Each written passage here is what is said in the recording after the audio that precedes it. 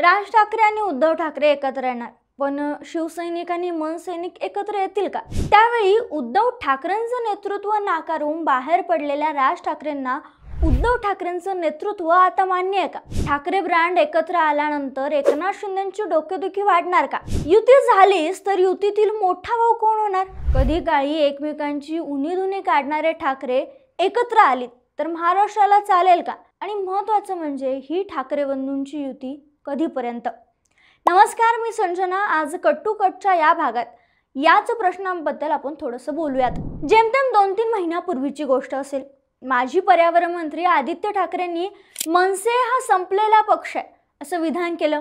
आता पुतण्याच काकांच्या विरोधात बोलतोय म्हणल्यानंतर शिवसैनिक थोडे शांत बसतील. पक्षातील शिवसैनिकांनी नेत्यांनी देखील मनसेवर टीका करायला सुरुवात केली. यालाच प्रत्युत्तर देताना काका राज ठाकरेंनी तुमच्या पक्षाची अवस्था काय आहे असा प्रत्युत्तर देत सवाल केला. बरं, मग आता त्याच आदित्य ठाकरेंनी युटर्न घेत मराठीच्या अस्मितेसाठी आणि महाराष्ट्रातील बिघडलेल्या राजकारणाला सावरण्यासाठी काकांनाच साथ घातली. महाराष्ट्राच्या हितासाठी एकत्र येऊ असं आदित्य ठाकरे म्हणाले.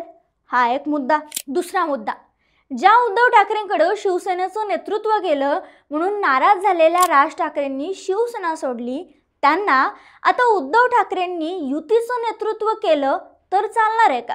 त्यांना चाललं तरी मनसैनिकांना इथे पटायला हवं. नाहीतर हल्ली राजकारणात रुसवे फुगवे व्हायला काही जास्त वेळ लागत नाही. मग त्यानंतर बंडखोरी व्हायला देखील कारणही लागत नाहीत. कारण राज उद्धव एकत्र झाले तरी युती होईल, पण कार्यकर्त्यांचं मनोमिलन होणार का? हा मुख्य प्रश्न आहे. आता महत्त्वाचा मुद्दा म्हणजे राज ठाकरे आणि उद्धव ठाकरे एकत्र आले तर खरा तोटा कोणाचा होईल?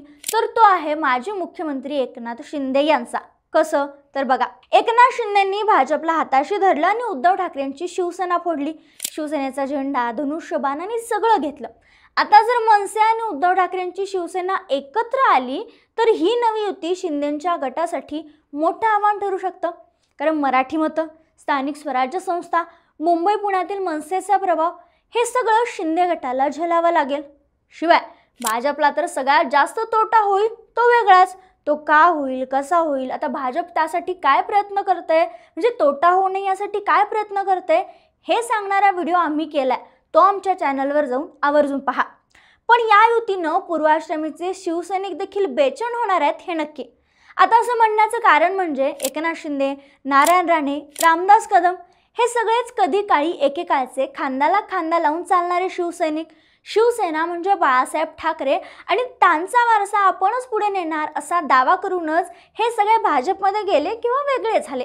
पण आता जर ठाकरे बंधू एकत्र आले तर भाजपचा हा शिवसेना ब्रँड कमजोर होईल अशीच भीती या नेत्यांना वाटते आणि हे होणं साहजिकच आहे. आणि आता शेवटचा प्रश्न, ठाकरेंची ही युती कधीपर्यंत? म्हणजे आता तुम्ही जर नोटीस केलं असेल तर बघा, राज ठाकरे आणि उद्धव ठाकरे यांनी वारंवार हे स्पष्ट केलं की आम्ही राजकारणासाठी नाही तर मराठीच्या अस्मितेसाठी एकत्र आलो आहोत. पण तरीही पत्रकार परिषदेत ठाकरे म्हणतात की युतीसाठी प्रयत्न सुरू आहेत.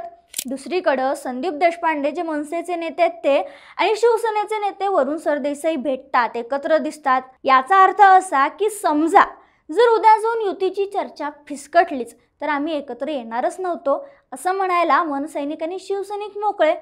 पण कसं आहे, राजकारणात ना कोणी जास्त वेळ शत्रू किंवा कोणी जास्त वेळ मित्र राहत नाही.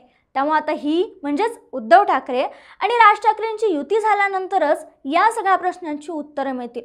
मात्र सुरुवातीला मी विचारलेल्या सगळ्या प्रश्नांबद्दल तुमचं मत काय?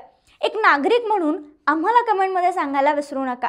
या होणाऱ्या गोंधळाबद्दल, युतीबद्दल किंवा सगळ्या राजकारणाबद्दल तुमचं मत आवर्जून आम्हाला कळवा. व्हिडिओ आवडला असल्यास लाईक शेअर करायला विसरू नका आणि अशाच व्हिडिओसाठी कट्टू कटला आवर्जून सबस्क्राईब करा.